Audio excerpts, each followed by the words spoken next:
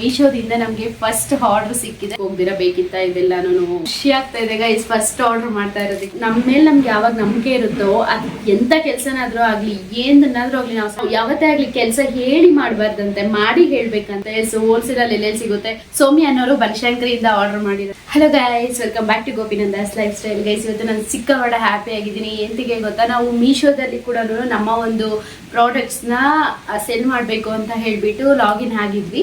So ಅದಕ್ಕೆ GST ಎಲ್ಲ ಮಾಡಿ ಮತ್ತು ಅದಾದಮೇಲೆ ನಾವು ಪ್ರಾಡಕ್ಟ್ನೆಲ್ಲ ಸೇಲ್ ಮಾಡೋದಕ್ಕೆ ಅಂತ ಹಾಕಿದ್ವಿ.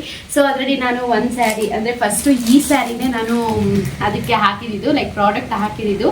ಈ ಸ್ಯಾರಿನೇ ಇವಾಗ ಅವರು ಆರ್ಡರ್ ಮಾಡ್ಕೊಂಡಿದ್ದಾರೆ ಗೈಸ್. ಅಂದರೆ ಮೀಶೋದಿಂದ ನಮಗೆ ಫಸ್ಟ್ ಆರ್ಡರ್ ಸಿಕ್ಕಿದೆ. So lemon yellow with green colour border. Sari ಮತ್ತು ಕಾಂಬಿನೇಷನ್ ಅದು ತುಂಬಾ ಚೆನ್ನಾಗಿದೆ.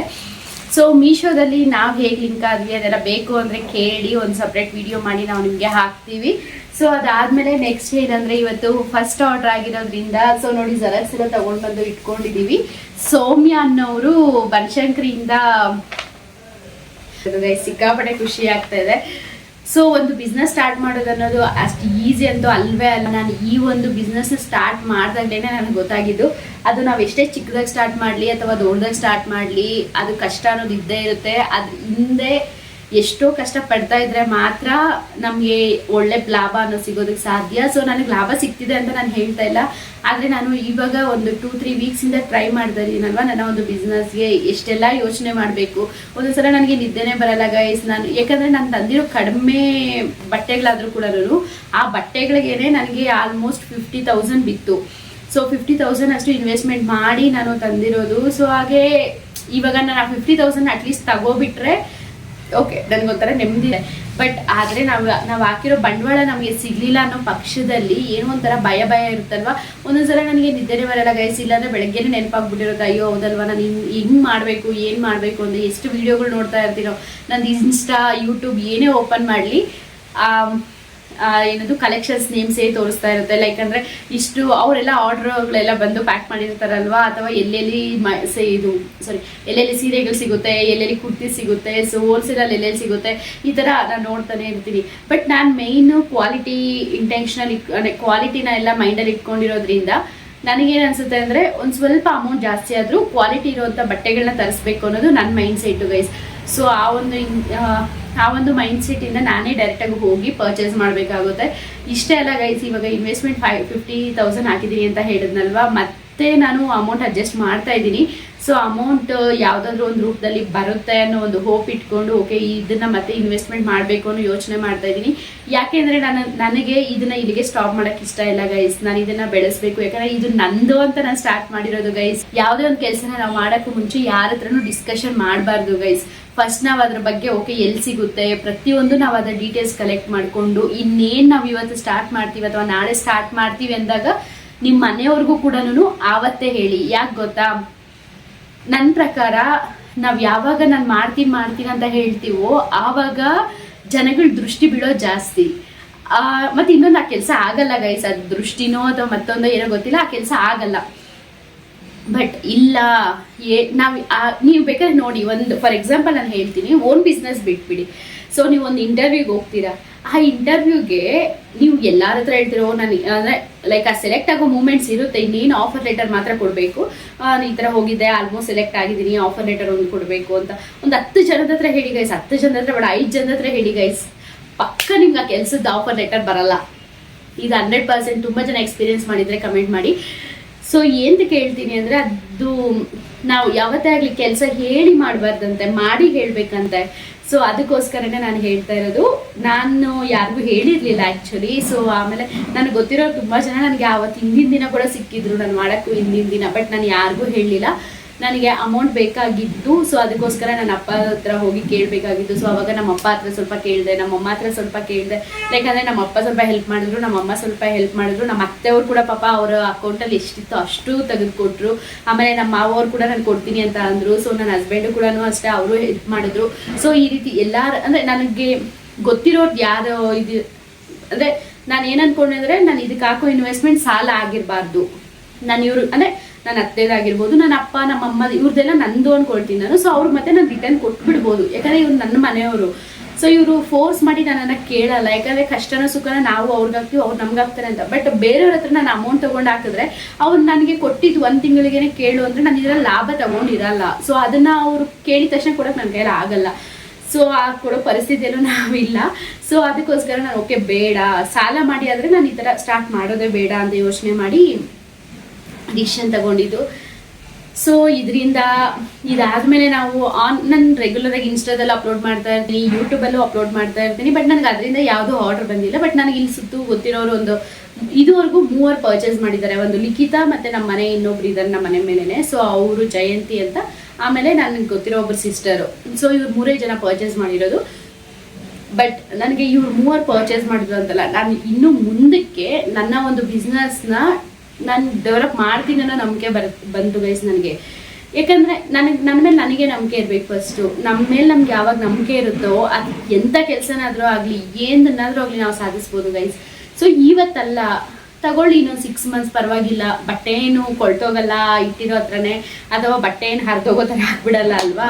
ಸೊ ಅದಕ್ಕೋಸ್ಕರ ಓಕೆ ಟೈಮ್ ತಗೊಳ್ಳಿ, ಜನಗಳಿಗೆ ಇನ್ನೂ ಗೊತ್ತಾದ ಮೇಲೆ ಪರ್ಚೇಸ್ ಮಾಡ್ತಾರೆ ಅನ್ನೋ ಒಂದು ಹೋಪ್ ಇಟ್ಕೊಂಡು ನಾನು ಇನ್ನೂ ಸ್ಟಿಲ್ ಹೋಪ್ನ ಕಳ್ಕೊಂಡಿಲ್ಲ. ಅದೇ ಹೋಪಿಂದ ನಾನು ಮೀಶೋದಲ್ಲೂ ಕೂಡ ಅಪ್ಲೋಡ್ ಮಾಡಿದೆ. ಮೀಶೋದಲ್ಲಿ ನಾನು ಕೆಲವೊಂದು ವೀಡಿಯೋಸ್ ನೋಡಿದೆ ಗೈಸ್. ಕೆಲವೊಬ್ಬರಿಗೆ ಒಂದು 1 ಮಂತ್ ಆದಮೇಲೆ ಆರ್ಡರ್ ಬರುತ್ತೆ, ಕೆಲವೊಬ್ರು 2 ಮಂತ್ಸ್ ವೆಯ್ಟ್ ಮಾಡ್ತಾರೆ ಪಾಪ ಆರ್ಡರ್ಗೋಸ್ಕರ.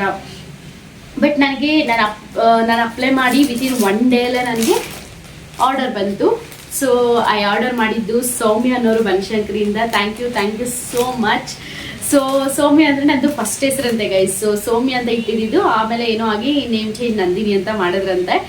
ಸೊ ಎನಿವೇ ಆ ಒಂದು ಹೆಸರಿಂದನೇ ಬಂದಿದ್ದು, ಸಿಕ್ಕಾಪಟ್ಟೆ ಖುಷಿ ಆಯಿತು. ಸೊ ಥ್ಯಾಂಕ್ ಯು ಸೌಮ್ಯ ಅವರೇ. ಸೊ ಗೈಸ್ ಇಷ್ಟು. ಮತ್ತು ಮೀಶೋದ ಬಗ್ಗೆ ಏನಾದರೂ ನಿಮಗೆ ಡೌಟ್ಸ್ ಇದ್ದರೆ ಕೇಳಿ, ನನಗೆ ಎಷ್ಟು ಗೊತ್ತೋ ಅಷ್ಟು ನಾನು ನಿಮಗೂ ಹೇಳ್ತೀನಿ. ಸೊ ಇವಾಗ ನಾವು ಅದನ್ನು ಪ್ಯಾಕ್ ಮಾಡೋಣ. ಪ್ಯಾಕಿಂಗ್ ನೋಡಿ, ಇದು ಈ ಒಂದು ಆರ್ಡರ್ ಕನ್ಫರ್ಮ್ ಲೈಕ್ ಆರ್ಡರ್ ಬಂದಮೇಲೆ ನಾವು ನೆನೆ ನೈಟ್ ನನ್ನ ಹಸ್ಬೆಂಡು ಆರ್ಡರ್ ಮಾಡಿಕೊಟ್ಟಿದ್ದು ಗೈಸ್ ಇದು. ಸೊ ಅಂದರೆ ಮಾಡಬಾರ್ದು ಅಂತಲ್ಲ, ನಾವೇನು ಅಂದ್ಕೊಂಡ್ವಿ, ಫಸ್ಟ್ಗೆ ನನ್ನ ಹಸ್ಬೆಂಡಿಗೆ ಸ್ಯಾಲ್ರಿ ಆಗುತ್ತಲ್ವ, ಸ್ಯಾಲ್ರಿ ಆದಮೇಲೆ ನಾವು ಇದನ್ನು ಆರ್ಡರ್ ಮಾಡೋಣ ಕವರ್ಸ್ನ ಅಂದ್ಕೊಂಡ್ವಿ. ಸೊ ಬೈ ಮಿಸ್ ಇದು ನೆನ್ನೆ ಆರ್ಡರ್ ಆಗಿದ್ರಿಂದ ನಾವು ಮರ್ತೋಗಿದ್ವಿ ಆರ್ಡರ್ ಮಾಡೋದನ್ನ, ಕವರ್ಸ್ನ. ಅದಕ್ಕೋಸ್ಕರ ಅವ್ರು ಆರ್ಡರ್ ಮಾಡಿಕೊಟ್ಟು ಇವಾಗ ಇದು ಕೂಡ ಬಂದಿದೆ. ಇವಾಗ ಪ್ಯಾಕ್ ಮಾಡ್ಬೇಕು ಗೈಸ್. ಸೊ ಸ್ಯಾರಿ ಯಾವುದೇ ರೀತಿ ಡ್ಯಾಮೇಜ್ ಇಲ್ಲ, ನೋಡಿದ್ದೀನಿ. ಒಂಥರ ಖುಷಿ ಆಗ್ತಾ ಇದೆ ಗೈಸ್ ಫಸ್ಟ್ ಆರ್ಡರ್ ಮಾಡ್ತಾ ಇರೋದಕ್ಕೆ. ನನಗೆ ಫಸ್ಟಿಂದನೂ ಒಂದು ಆಸೆ ಇತ್ತು, ನಂದು ಅಂತ ನಾನು ಏನಾದರೂ ಒಂದು ಸ್ಟಾರ್ಟ್ ಮಾಡಬೇಕು, ಚಿಕ್ಕದೋ ದೊಡ್ಡದೋ ಗೈಸ್ ಮಾಡಬೇಕು ಅನ್ನೋದಿತ್ತು. ಸೊ ಈ ಒಂದು ಡಿಸಿಷನ್ನ ತಗೊಂಡು ಸ್ಯಾರಿ ಮತ್ತು ಕುರ್ತೀಸ್ ಬಿಸ್ನೆಸ್ ಮಾಡೋಣ ಅಂತ ಹೇಳಿ. ಸೊ ಅದೇನೋ ಗೊತ್ತಿಲ್ಲ, ಮನೆಗಳಲ್ಲೂ ಎಲ್ಲರೂ ಒಪ್ಕೊಬಿಟ್ರು. ಲೈಕ್ ನಮ್ಮ ಅಮ್ಮ ಮನೇಲಿ ಒಪ್ಕೊಂಡ್ರು, ನನ್ನ ಅತ್ತೆ ಮಾವನ ಒಪ್ಕೊಂಡ್ರು, ಎಲ್ಲರೂ ಒಪ್ಕೊಂಡ್ರು.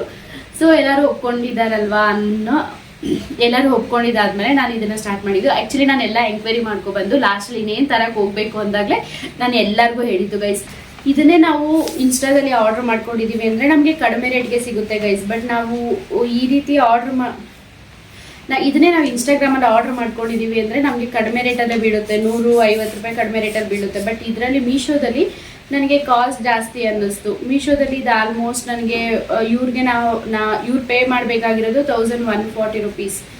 ಸೊ ಬಟ್ ಆದರೆ ಇಷ್ಟು ಆಗಲ್ಲ ಅನಿಸುತ್ತೆ, ಇಷ್ಟಿರಲ್ಲ ಗೈಸ್. ಅದಕ್ಕೆ ನಾನು ಇಟ್ಟಿರೋ ಪ್ರೈಸೇ 950 ರುಪೀಸ್ ಇನ್ಸ್ಟಾಗ್ರಾಮಲ್ಲಿ. ಸೊ ನಾನು ಹೇಳೋದು ಏನಂದರೆ, ನೀವೇನಾದರೂ ಆರ್ಡರ್ ಮಾಡೋದಿದ್ರೆ ಇನ್ಸ್ಟಾಗ್ರಾಮಿಂದನೇ ಆರ್ಡರ್ ಮಾಡ್ಕೊಳ್ಳಿ. ಎನಿವೇ ನಾನು ವಾಟ್ಸಪ್ ನಂಬರ್ ಕೂಡ ಕೊಟ್ಟಿದ್ದೀನಿ, ಬೇಕು ಅಂದರೆ ನೀವು ಆರ್ಡರ್ ಮಾಡ್ಕೊಳ್ಳಿ. ಬಟ್ ಈ ಥರ ಎಲ್ಲ ಆರ್ಡರ್ ಮಾಡಿದ್ರೆ ಪಾಪ ಅವ್ರಿಗೂ ಲಾಸೇ ಅಲ್ವಾ ಗೈಸ್, ಏನೋ ಒಂಥರ ಅನ್ನಿಸ್ತು ನನಗೆ. ಬಟ್ ಏನು ಮಾಡೋಕ್ಕಾಗಲ್ಲ, ನಾವು ಸೆಲ್ ಮಾಡೋರಲ್ವಾ, ಸೆಲ್ ಮಾಡೋ ಕಡೆಯಿಂದ ಯೋಚನೆ ಮಾಡಿದ್ರೆ ಅದು ಏನು ಮಾಡೋಕ್ಕಾಗಲ್ಲ ಅನಿಸುತ್ತೆ. ಬಟ್ ಅದೇ ಸ್ಯಾರಿ ಕ್ವಾಲಿಟಿ ಅಂತೂ ಚೆನ್ನಾಗಿದೆ ಗೈಸ್. ಸೊ ಇದನ್ನು ಬೇರೆ ಪೇಜಸಲ್ಲೆಲ್ಲ 1200 ಅದ ರೀತಿ ಸೇಲ್ ಮಾಡ್ತಾ ಇದ್ದಾರೆ. ಬಟ್ ಆದರೆ ನನಗೇನು ಅನ್ನಿಸ್ತು ಅಂದರೆ ಒಳ್ಳೆ ಕ್ವಾಲಿಟಿ ಇದೆ, ಅದೆಲ್ಲ okay. But as A buyer ಆಗಿ ಥಿಂಕ್ ಮಾಡಿದಾಗ ನನಗೆ ಸ್ವಲ್ಪ ಏನೋ ಒಂಥರ ಅನ್ನಿಸ್ತು. ಆಮೇಲೆ ಗೈಸ್ ಮೀಶೋದಲ್ಲಿ ಇವಾಗ ಏನು ಗೊತ್ತಾ, ಇನ್ನೊಂದು ಪ್ರಾಬ್ಲಮ್ ಅಂತ ಅಂದರೆ ನನಗೆ ಅದರಲ್ಲಿ ಇಷ್ಟ ಆಗದಿದ್ದು ಒಂದೇ ಒಂದೇನಂದರೆ, ಇವಾಗ ಏನಾದ್ರು ಕಸ್ಟಮರು ಇಷ್ಟ ಆಗದಿರೋ ರಿಟರ್ನ್ ಮಾಡಿಬಿಡ್ತಾರೆ ಅಂದ್ಕೊಳ್ಳಿ, ಅಥವಾ ಕ್ಯಾನ್ಸಲ್ ಮಾಡಿಬಿಡ್ತಾರೆ ಅಂದ್ಕೊಳ್ಳಿ. ಸೊ ಆವಾಗ ಅದ್ರದ್ದು ಡೆಲಿವರಿ ಚಾರ್ಜಸ್ ಏನಿರುತ್ತಲ್ವ, ಡೆಲಿವರಿ ಚಾರ್ಜಸ್ ಆಲ್ಮೋಸ್ಟ್ 100ಇಂದ 200ವರೆಗೂ ಇರುತ್ತೆ ಗೈಸ್. ಸೊ ಆ ಒಂದು ಇನ್ ಕೇಸ್ ಕ್ಯಾನ್ಸಲ್ ಏನಾದರೂ ಆದರೆ ಆ ಒಂದು ಪ್ರೈಸ್ನ 100 to 200 ರುಪೀಸ್ ಪ್ರೈಸ್ನ ನಾವೇ ಪೇ ಮಾಡಬೇಕು ಮೀಶೋದವ್ರಿಗೆ, ಲೈಕ್ ಸೆಲ್ಲರೇ ಪೇ ಮಾಡಬೇಕು ಮೀಶೋದವ್ರಿಗೆ. ಸೊ ಅದಕ್ಕೋಸ್ಕರನೇ ಎಲ್ಲರಿಗೂ ಹೇಳ್ತೀನಿ, ಪ್ಲೀಸ್ ಮೀಶೋದಲ್ಲಿ ಏನಾದ್ರು ಪರ್ಚೇಸ್ ಮಾಡಿದ್ರೆ ಡ್ಯಾಮೇಜ್ ಇದ್ದರೆ ಅಥವಾ ನಿಮ್ಗೆ ಏನಾದರೂ ತುಂಬ ಓಕೆ ಅದು ಆಗೋದೇ ಇಲ್ಲ ಅಂದರೆ ಮಾತ್ರ ನೀವು ಅದನ್ನು ರಿಟರ್ನ್ ಮಾಡಿ. ಸುಮ್ಮನೆ ಏನು ರೀಸನ್ ಇಲ್ದಿರ ಏನೋ ನಿಮ್ಗೆ ಇಷ್ಟ ಆಗಿಲ್ಲ ಅಥವಾ ನಿಮಗೆ ಬೇಡ ಆ ಟೈಮ್ಗೆ ಒಂದು ಇದು ಅಂತ ಹೇಳ್ಬಿಟ್ಟು ಮಾತ್ರ ಪ್ಲೀಸ್ ರಿಟರ್ನ್ ಮಾಡಬೇಡಿ ಗೈಸ್ ಯಾರೂ. ನಾನು ತುಂಬ ರಿಟರ್ನ್ ಮಾಡಿದ್ದೀನಿ ಮೀಶೋದಲ್ಲಿ, ಬಟ್ ಆದರೆ ಆ ಪೇನ್ ನನಗೆ ಇವಾಗ ಗೊತ್ತಾಗ್ತಾ ಇದೆಯಲ್ಲ, ಅದಕ್ಕೆ ನಾನು ಹೇಳ್ತಾ ಇದ್ದೀನಿ ಅಷ್ಟೇ. ಏನೋ ಒಂಥರ ಗೈಸ್, ಒಂಥರ ಖುಷಿ, ಏನು ಹೇಳಕ್ಕೂ ಆಗ್ತಾನೆ ಇಲ್ಲ ಗೈಸ್. ಇದೇ ಥರ ಜಾಸ್ತಿ ಬರಲಿ. ಆಡಿರೋ ಏನೋ ಅಂತಾರಲ್ವ ಗೈಸ್, ಏನಾದರೂ ಒಂದು ಸ್ಟಾರ್ಟ್ ಮಾಡಿದಾಗ ತುಂಬ ಜನ ಮಾತಾಡಿರ್ತಾರೆ, ಬೇಕಿತ್ತ ಇವಳಿಗೆ, ಸುಮ್ಮನೆ ಯಾವುದೋ ಕೆಲ್ಸಕ್ಕೆ ಹೋಗ್ದಿರ ಬೇಕಿತ್ತ ಇದೆಲ್ಲನೂ, ಮತ್ತು ಯಾವುದೋ ಒಂದು ಬೆಳಗ್ಗೆ ಹೋಗಿ ಸಂಜೆ ಬಂದು ದುಡ್ಕೊಂಡಿದ್ರೆ ಆಗಲ್ವಾ, ಏನಿದೆಲ್ಲ ಅನ್ನೋ ಸ್ಟಾರ್ಟ್ ಮಾಡಿಬಿಟ್ರೆ ಇವಳೇನು ಮಾಡಿಬಿಡ್ತಾಳ, ಇವಳಿಗೆಲ್ಲ ಆಗ್ಬಿಡುತ್ತಾ, ಅದಕ್ಕೆಲ್ಲ ಎಷ್ಟು ಎಫರ್ಟ್ ಹಾಕಬೇಕು, ಆ ಊರಲ್ಲಿ ನೋಡಿ ಅಷ್ಟು ಅಂಗಡಿಗಳಿದೆ, ಇವಳು ಇಡೋದೇನು, ಇವಳು ಮನೇಲಿ ಇಡ್ತಾ ಇದ್ದಾಳೆ, ಇವಳ ಕೈಲ್ಲ ಆಗ್ಬಿಡುತ್ತಾ, ಎಷ್ಟೋ ಮಾತುಗಳು ಮಾತಾಡಿರ್ತಾರೆ ಗೈಸ್. ಅದಕ್ಕೆಲ್ಲ ನಾವು ಉತ್ತರ ಕೊಡಬೇಕು ಅಂದರೆ ನಾವು ಮಾಡೋ ಕೆಲಸ ಮಾತ್ರ ಸಾಧ್ಯ. ಬಾಯಿ ಯಾವತ್ತೂ ಉತ್ತರ ಕೊಡೋಕೆ ಹೋಗ್ಬಾರ್ದು ಗೈಸ್ ಜನಗಳಿಗೆ. ನಾವು ಮಾಡೋ ಕೆಲಸ ಮಾತ್ರ ಉತ್ತರ ಕೊಡಬೇಕು. ಬರೀ ನಾನು ಈ ವಿಷಯ ಅಂತಲೇ ಹೇಳಲ್ಲ ಗೈಸ್, ಬರೀ ಲೈಕ್ ಈ ವಿಷಯ ಅಂತಲೇ ಹೇಳಲ್ಲ, ನಾನು ಎಲ್ಲ ವಿಷಯಗಳಲ್ಲೂ ನಾನು ಹೇಳ್ತೀನಿ. ಯಾವತ್ತೇ ಆಗಲಿ ನಾವು ಒಬ್ಬ ವ್ಯಕ್ತಿ ನಮ್ಮನ್ನ ಹೀಯಾಳಿಸಿದಾನೆ ಅಂದರೆ ಆ ವ್ಯಕ್ತಿಗೆ ಯಾವತ್ತೂ ನಾವು ಬಾಯಿಂದ ಆನ್ಸರೇ ಹೇಳಕ್ಕೆ ಹೋಗ್ಬಾರ್ದು. ನಾವು ಮಾಡೋ ಕೆಲಸದಿಂದ ಮಾತ್ರ ಆನ್ಸರ್ ಹೇಳಬೇಕು. ಹೋಪ್ ಈ ಒಂದು ಸಕ್ಸಸ್ ಈ ಒಂದು ಬಿಸ್ನೆಸ್ ಸಕ್ಸಸ್ ಆದರೆ ನಾನು ಮುಂದೆ ಮಾತಾಡಿರೋ ಜನಕ್ಕೆ, ನಾನು ಹಿಂದೆ ಮಾತಾಡಿರೋ ಜನಕ್ಕೆಲ್ಲ ನಾನು ಉತ್ತರ ಹೇಳ್ತೀನಿ ಅಂತ ಆಯ್ಕುತ್ತೆ ಅಷ್ಟೇ ಗೈಸ್ ನನಗಿರೋದು. ಸೊ ಫಸ್ಟ್ ನೋಡ್ತೀನಿ ಯಾವ ರೀತಿ ಇದನ್ನ ಲೇಬಲ್ನ ಹಾಕೋದು ಅಂತ, ನನಗೂ ಗೊತ್ತಿಲ್ಲ ಅಲ್ವಾ, ಮತ್ತೆ ರಾಂಗಾಗಿ ಹಾಕ್ಬಿಟ್ಟು ಯಾಕೆ ಬಂತು.